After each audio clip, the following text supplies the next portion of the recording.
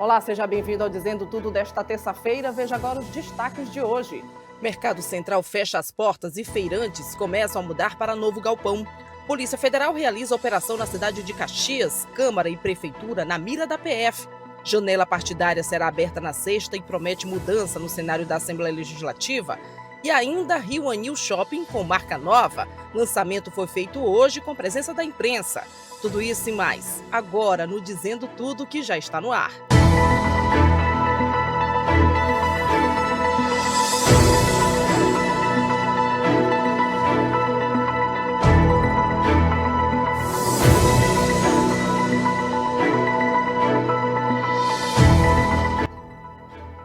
Boa noite para você. Na edição de hoje, a gente tem também aqui uma entrevista especial com o juiz Douglas de Melo Martins, juiz da Vara de Interesses Difusos e Coletivos. Mas antes, a gente começa a edição de hoje falando da Polícia Federal, que realizou hoje uma operação. A operação Tá na Conta, que investiga um esquema de compra de renúncia de candidatos nas eleições em Caxias.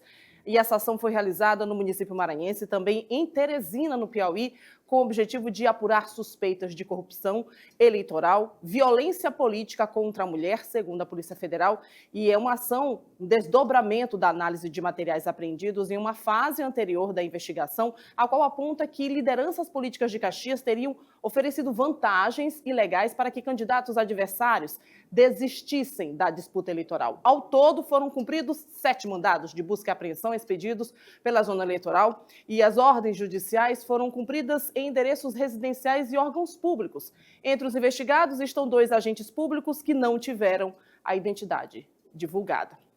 E agora a gente gira com a informação, fala do Mercado Central. Hoje foi dia de reabertura de um local que está uma polêmica, inclusive. O Mercado Central foi fechado, o principal, e hoje foi aberto ou reaberto o Mercado Novo, galpão, ali na região do Anel Viário, e a gente vai acompanhar agora.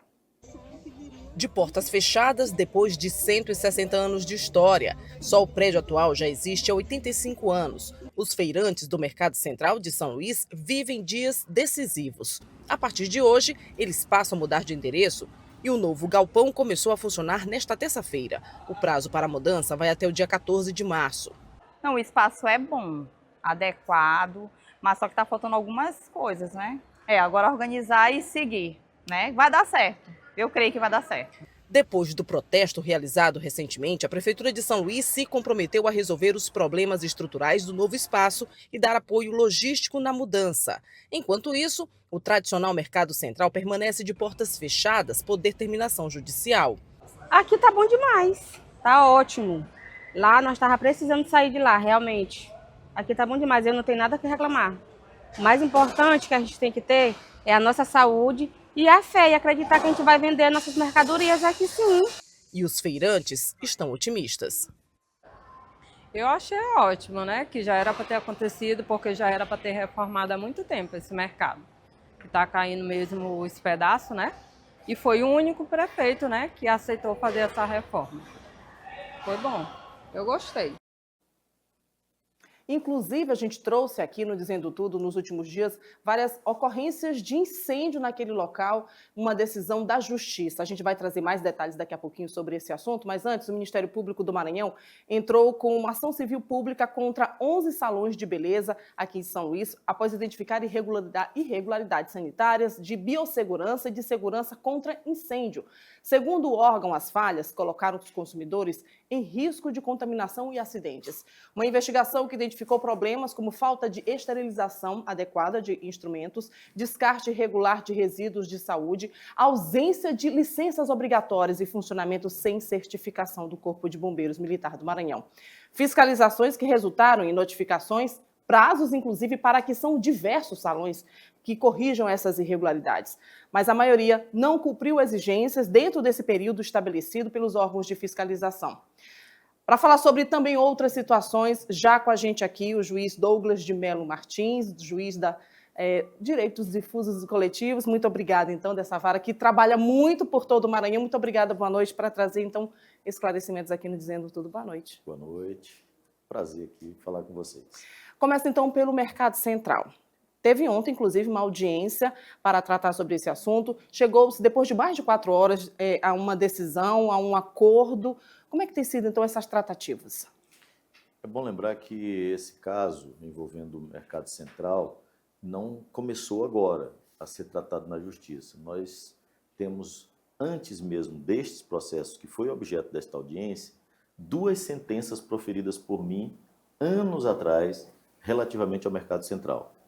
Quem primeiro entrou com ação para tratar deste tema foi o Ministério Público. Propôs uma ação juntando laudos informando que o Mercado Central tinha problemas estruturais, risco de desabamento e risco de incêndio. Anos atrás, eu proferi sentença condenatória do município de São Luís na obrigação de resolver esses problemas estruturais. Mais adiante, o município apresentou um projeto para a reconstrução do Mercado Central. Isso ainda em Edivaldo Holanda Júnior? Sim. Bem lá atrás, não é isso? Foi. Ainda numa gestão anterior, inclusive. Então, nesta ação, houve a condenação do município a fazer a reforma do Mercado Central. Esse processo foi com recurso ao Tribunal de Justiça do Maranhão e, mais adiante, outra ação foi proposta, depois que o município já começou o projeto para a construção, a reforma do Mercado Central, o Ministério Público entrou com uma outra ação para que esta restauração do Mercado Central respeitasse o tombamento daquela área inteira, o tombamento daquele conjunto arquitetônico. Portanto, foi discutido lá na Vara de Interesse Difuso também o projeto arquitetônico para o Mercado Central. Depois chegou-se a um acordo lá na Vara de Interesses Difusos e Coletivos e foi aprovado o projeto apresentado pelo município com modificações que foram devidamente sugeridas pelo DPHP e pelo próprio Ministério Público, discutido em audiência. Resolvido isso, o município iniciou o processo para cumprir essas 2 sentenças.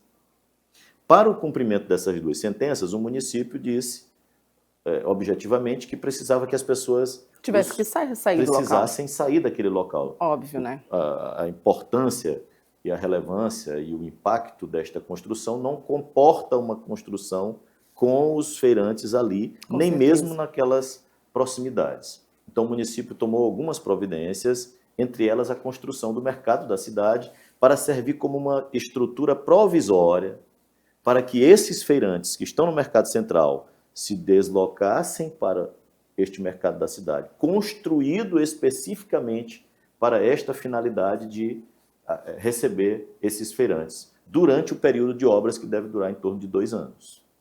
E ontem, nessa mercado. reunião, o senhor conseguiu, inclusive, esse acordo, porque os feirantes já haviam feito uma manifestação, fechado aquele entorno ali, bloqueado o trânsito, e o acordo ontem saiu. Tivemos um acordo parcial. Primeiro, é bom lembrar que antes desta audiência de ontem, na data daquele primeiro protesto que eles fizeram, eles propuseram uma ação lá na Vara de Interesses Difusos e Coletivos, a Associação dos Feirantes. E o município já havia determinado o fechamento do Mercado Central 20 dias atrás. A Associação dos Feirantes protocolou essa ação na Vara de Interesses Difusos e Coletivos, pedindo que fosse suspensa, e eu dei a liminar. E suspendi o fechamento, não de hoje, mas o de 20 dias atrás, para que se resolvesse todo esse problema de como ocorreria a transição em uma audiência de conciliação, que foi o que nós fizemos ontem. Realizamos essa audiência de conciliação, nela tivemos um êxito de 90%, porque conseguimos um acordo. Os feirantes, eles reclamavam que uma das dificuldades de instalação lá no mercado da cidade era que o local estava com goteiras, não tinha telas para se proteger da entrada de pombos, havia dificuldade com relação ao calor, o ambiente não tinha uma ventilação adequada, então era necessário que tivesse além da necessidade de um auxílio do município no próprio transporte das mercadorias, imóveis e equipamentos destes feirantes que estão hoje no Mercado Central. O acordo, todo esse aspecto, foi resolvido por acordo. O município vai fornecer os veículos e a estrutura para o transporte, vai resolver o problema das goteiras nos próximos 15 dias, vai colocar ventiladores e vai colocar tela para que os pombos não entrem. O problema ficou, e não houve acordo, é que os feirantes queriam mais esses 15 dias. Enquanto vão ser resolvidos os problemas das goteiras, eles queriam continuar trabalhando no Mercado Central. E pediram uma nova liminar Nossa. para que eu determinasse mais 15 dias sem o fechamento do mercado. Eu não deferi esse pedido porque o município juntou um novo laudo da Defesa Civil e do setor de engenharia informando que havia possibilidade de desabamento, especialmente porque há na previsão do tempo desta semana de ter grandes tempestades em Sim. São Luís. A gente tem presenciado, inclusive. E isso poderia resultar em algum problema naquele local, seria mais adequado para a segurança dos feirantes e dos consumidores que houvesse essa desocupação. Então, em decorrência desses argumentos e destes laudos apresentados pelo município, eu indeferi o pedido, visto que não houve acordo, para manter o mercado central aberto mais 15 dias. Achei que era um risco muito grande, por mais que eu considere relevante e por mais que eu tenha observado que de fato ainda existem problemas no mercado da cidade, mas não se justificava a necessidade de colocar consumidores e feirantes em risco de um desabamento. Agora, falando de estradas, muitas pessoas falam assim, direitos difusos e coletivos da região metropolitana, aqui da região da Grande-Ilha, mas também atingem outros municípios. As estradas no Maranhão, elas estão, inclusive, agora passando por reforma, por obras. Mas ainda existem reclamações, né? Isso chegou, inclusive, à vara, não é isso? Essa é uma das questões importantes para até explicar a competência da vara de interesses difusos. O nome da vara é Vara de Interesses Difusos e Coletivos da Ilha de São Luís. Mas e por que os problemas das estradas da Baixada, as rodovias estaduais da Baixada vieram, inclusive por deliberação dos juízes da Baixada, que mandaram os processos para a Vara de Interesses Difusos? É que mesmo sendo da Ilha de São Luís, a Lei da Ação Civil Pública estabelece que quando o dano extrapola os limites de um município, o dano é regional ou estadual, a competência não é do juiz de direitos difusos lá daquela cidade ou de uma daquelas cidades. Essa competência se desloca para o juiz de direitos difusos da capital. Por isso que quando o dano, e esse problema das estradas é um exemplo, alcança vários municípios, a competência vem para cá. A ação foi proposta em Pinheiro e a juíza de Pinheiro, da Fazenda Pública, entendeu que o dano não era só na cidade de Pinheiro, era na Baixada inteira e a competência veio para cá. Eu apreciei o pedido do Ministério Público, promotores daquela região inteira, concedi uma tutela provisória de urgência e dei um prazo de 90 dias para que o Estado do Maranhão iniciasse as obras. Essa ação foi proposta e chegou às minhas mãos em julho do ano passado. Então, eu dei esse prazo para que as obras iniciassem, na verdade, no início do ano, eu dei o prazo de 90 dias para que as obras iniciassem em julho. E pensando em que as obras seriam mais adequadas que elas ocorressem no período que não é o período de chuvas, ou seja, de julho a dezembro. Houve um recurso ao Tribunal de Justiça, o Tribunal de Justiça entendeu por bem que o prazo que eu havia concedido era muito curto e de fato ampliou o prazo, que eu dei de 90 dias para 6 meses. E mesmo esse prazo, em vez de terminar em dezembro, conforme era a minha decisão inicial, ele foi aumentado e termina agora em abril. Ou é maio, se não me falha a memória, pela decisão do Tribunal de Justiça. Nos próximos meses encerra esse prazo, mas está no prazo. O Estado do Maranhão está dentro do seu prazo para realizar essas intervenções e tem juntado informações sobre a tramitação. Houve um recurso também ao Supremo Tribunal Federal, mas o Supremo Tribunal Federal não suspendeu a decisão, nem a minha, nem a do Tribunal de Justiça do Maranhão. Portanto, essa decisão está vigente. E outros casos como esse têm acontecido. Por último, agora, chegou à Vara de Interesses Difusos um outro problema que é de diversos municípios do interior. A Defensoria Pública propôs uma ação civil pública agora contra os municípios do interior do estado que não têm a rede de atenção psicossocial instalada. Como a ação foi contra muitos municípios, não pode ficar com nenhum dos juízes destas respectivas comarcas. Como são vários municípios réus, a competência foi deslocada para a Vara de Interesses Difusos e Coletivos e agora eu estou com este processo, já com audiência de conciliação marcada, com muitos municípios do interior, para que seja instalada a rede de atenção psicossocial nestes municípios. São aquelas pessoas, para que vocês entendam a relevância do assunto, com problemas de saúde mental. Hoje, o que acaba acontecendo? Todas as pessoas, mesmo nas cidades do interior mais longínquas, quando tem algum problema de saúde mental, são deslocados aqui para o Hospital Nina Rodrigues, aqui em São Luís. Né?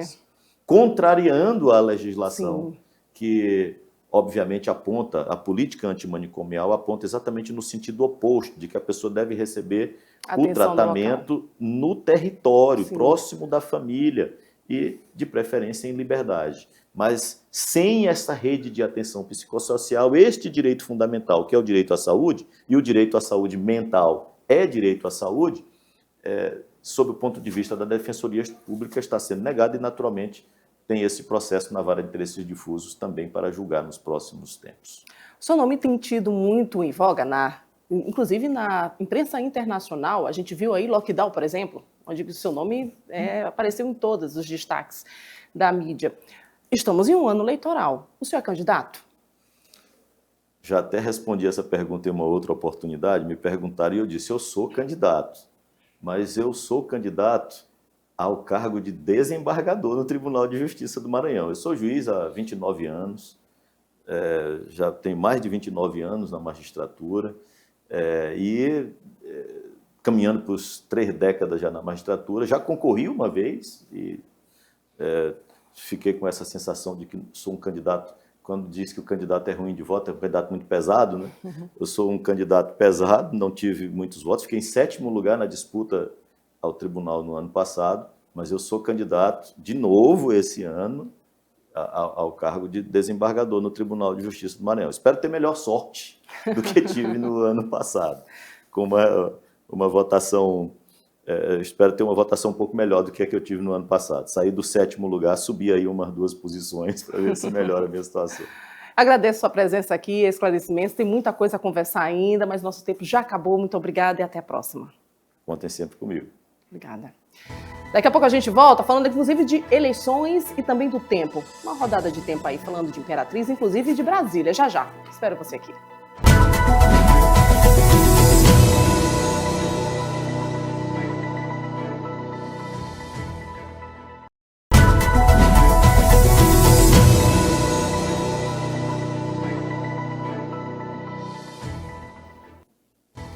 De volta com o Dizendo Tudo, a gente vai direto falar do tempo e uma rodada aí, não somente aqui no Maranhão, mas também em Brasília. A gente começa então por São Luís.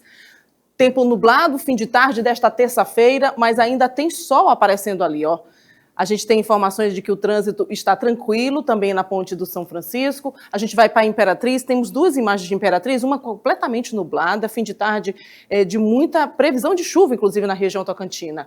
E ainda um céu ainda com muito sol, significa que ainda vai demorar um pouquinho, então, para chegar à noite na cidade de Imperatriz e região tocantina. A gente vai para Brasília agora. Na cidade de Brasília, olha só que lindo, então, esse céu na cidade de Brasília, e é com ele que a gente vai agora com o Nildo Costa, com informações, ele vai trazer informações dos bastidores do Congresso Nacional. A gente vê que ali na cidade de Brasília, parece muito com o nosso tempo hoje aqui no Maranhão, tempo nublado. A gente vai, então, antes de Brasília, falar de São Luís e da discussão em relação à janela partidária, que abre na sexta-feira, já vai ter mudança, inclusive, de cadeiras na Assembleia Legislativa. Quem vai trazer informações para a gente sobre essa movimentação que começa já na sexta-feira, eleições eleitorais, eleições, na verdade, aqui no Maranhão, em todo o Brasil. Janela partidária vai ser aberta, o Daniel Amorim e o Odair Oliveira. A semana promete ser bastante agitada e movimentar o cenário político do Maranhão, principalmente por conta da janela partidária, que abrirá na próxima sexta-feira, permitindo aos políticos com mandato a mudança de legenda. O prazo dura 30 dias e vai terminar no dia 5 de abril, mesmo prazo para a filiação de quem pretende disputar o pleito de outubro. Apesar dos movimentos serem grandes, parte dos deputados já se antecipou e migrou para suas prováveis bases, como o PSB e o MDB. Antes da abertura oficial, o MDB saltou de 2 para 10 deputados estaduais, se tornando a maior força da Assembleia Legislativa do Estado. O número, no entanto, deve ser modificado mais uma vez nos próximos dias. O Partido Progressistas deve perder os 4 deputados que tem atualmente: Júnior França, Helena do Ailib, Arnaldo Melo e o Catulé Júnior, que falou conosco sobre essa decisão. Hoje eu me encontro filiado ao Progressistas, mas já tenho a decisão de não mais permanecer nessa legenda. Juntamente com os colegas, nós temos ampliado a discussão, o debate sobre qual será o nosso caminho em relação às eleições deste ano. A gente tem uma conversa muito aprofundada com republicanos, que penso que será o destino de um grupo de deputados e outras lideranças que pleitearão a vaga aqui, o retorno à Assembleia, no meu caso, aqui pelo Partido Republicanos. Outrora a maior força do parlamento estadual, o PSB encolheu sensivelmente. Mesmo com a chegada de Fernando Braide, Otelino Neto e Leandro Belo, o partido sentiu as 8 baixas que migraram para o MDB e deposita suas últimas esperanças na abertura do período oficial de trocas. A deputada estadual Ana do Gás deve finalmente sair do PCdoB. Insatisfeita no partido há pelo menos 2 anos, ela permaneceu na legenda para não perder o mandato. À direita, nomes como Mical Damasceno e Wellington do Curso devem buscar novas legendas para suas pretensões eleitorais. O deputado Iglesias Moisés já se antecipou e migrou para o PRD. Então a expectativa é que as próximas semanas sejam bastante movimentadas nessa perspectiva da janela partidária que será aberta na próxima sexta-feira e a gente vai acompanhando essas movimentações. Essas são as informações, eu volto ao estúdio com você. Do Parlamento Estadual, direto para o Congresso Nacional, a gente vai com Nildo Costa, ao vivo, direto de Brasília, trazendo informações para a gente nesse fim de tarde na cidade aí. Olha, Nildo, boa noite para você. Como é que está a movimentação?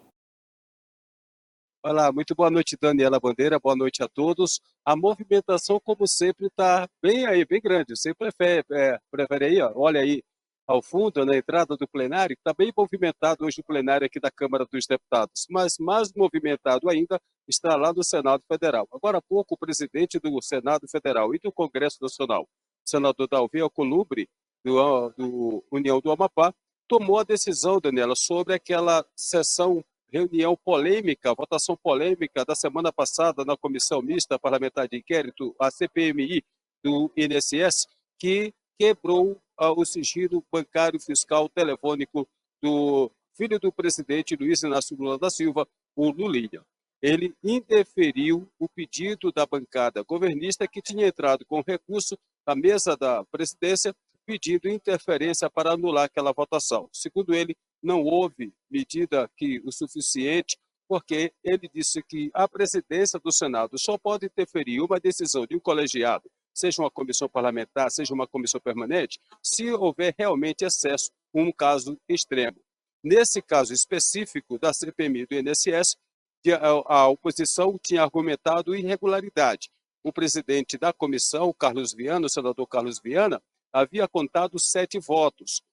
O governo argumentava que teve 14 votos. Isso foi confirmado pela assessoria do Senado Federal. No entanto, o painel registrava a presença de 31 membros, 31 deputados e senadores da CPMI. Com isso, a Alcolumbre disse que o regimento reza que eles teriam que ter, no mínimo, 16 votos a favor deles, para poder ganhar a questão.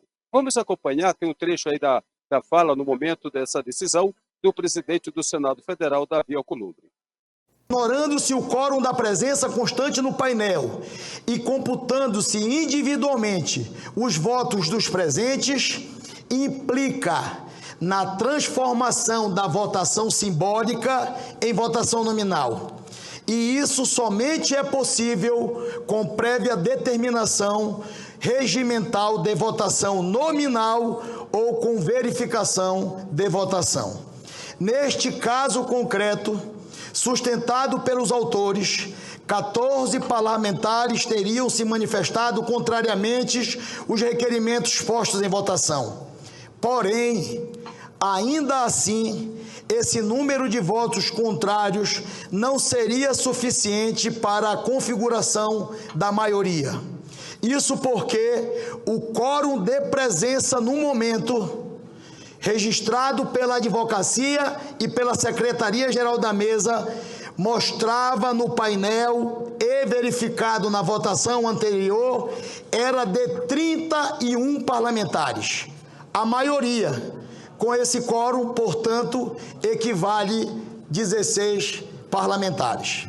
Desta forma, ainda que se considere que o presidente da CPMI se equivocou na contagem daqueles que se levantaram contra os requerimentos, o número de votantes contrários demonstrado pelos autores não seria suficiente para ganhar a deliberação.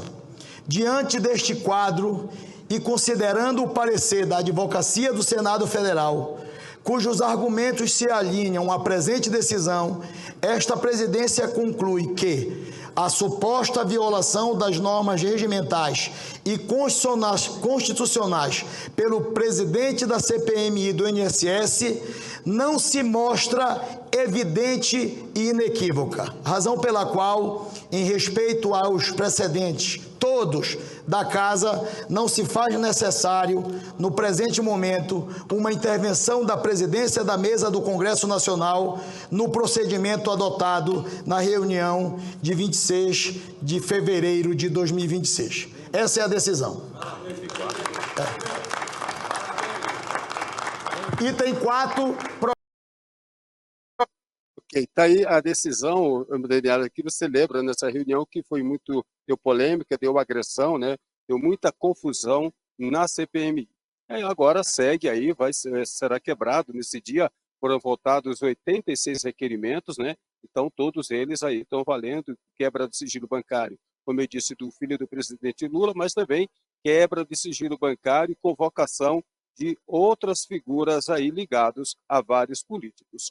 Daniela, aqui na Câmara, só para encerrar, aqui na Câmara estava prevista a votação da PEC da Segurança Pública, só que eu conversei agora há pouco com o deputado Alberto Fraga, que é do PL aqui do Distrito Federal. Ele disse que pediu ao presidente Hugo Mota que não colocasse essa proposta em votação amanhã, para esta quarta-feira, porque o relator, o Mendonça Filho, que é o do União de Pernambuco, ele pediu que os deputados retirassem destaques dessa proposta. Há uma polêmica, que é a redução da maioridade penal de 18 para 16 anos. Isso está pegando aqui, para votar essa proposta, segundo Alberto Fraga, o deputado Alberto Fraga, foi solicitado pelo relator para que retirasse os destaques, ninguém retirou. Então, como ele disse agora há pouco para nós ali no plenário, disse para mim, disse, olha, está muito embaraçada, então a gente considera que não traga amanhã. Então vamos aguardar agora uma decisão do presidente da Câmara, né?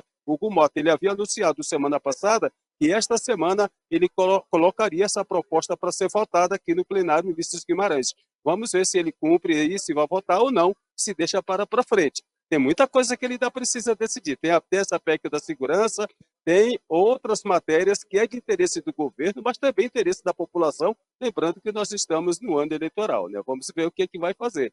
Aqui até amanhã essa decisão do presidente Hugo Mota. Eu volto aos estúdios com você, Daniela Bandeira. Obrigada, Danildo, por suas informações, mas também tem que ter coerência, né? Se 16 anos pode eleger presidente, pode decidir sobre prefeito, não pode ter responsabilidade sobre crime? Agora a gente termina a edição de hoje falando sobre o lançamento da marca do novo Rio Anil Shopping.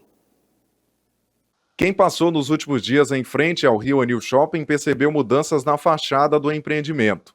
A ação faz parte de um planejamento estruturado de atualização de marca, alinhado ao novo ciclo estratégico do shopping para 2026. Após 15 anos de história em São Luís, o empreendimento inicia um ciclo de atualização institucional que vai além da identidade visual e marca uma fase de amadurecimento e consolidação estratégica. Todas as cores, muito vibrantes e vivas, representam isso que a gente quer trazer para o nosso cliente, que é essa nova energia, né? Esse slogan que a gente traz, que é o nosso Rio Anil, uma nova energia, justamente porque a gente sabe a história que o shopping tem na vida das pessoas, né? E isso não se apaga, pelo contrário, a gente evolui e a gente constrói novas. E é isso que a gente espera para esse novo momento, tá com o nosso público aqui construindo novas histórias. A iniciativa ocorre em um momento de crescimento do setor de shopping centers do Brasil. Atualmente, este segmento movimenta cerca de 200 bilhões de reais por ano e gera mais de 1 milhão de empregos diretos aqui no país. A gente vem fazendo um trabalho de modernização e evolução por qual todo o ativo do porte e da relevância como o Rio Anil passa.